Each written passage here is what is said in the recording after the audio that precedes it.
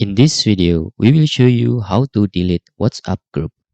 To delete WhatsApp group, it's very easy. First, you need to open your WhatsApp account. Okay. Then select your groups. This is our groups. And click your groups here. And select the bar of your group. This is the bar of your group. Click here. And then you can scroll down. Okay. And this is our member. You can just click exit group to delete your group, because you people that creating your group, you can just click exit group first. Okay, then you can click exit. Now click again on the exit group, and you can click delete group.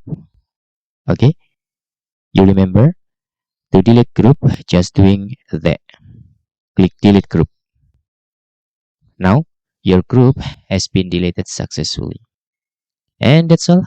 Tutorial how you can delete group on WhatsApp.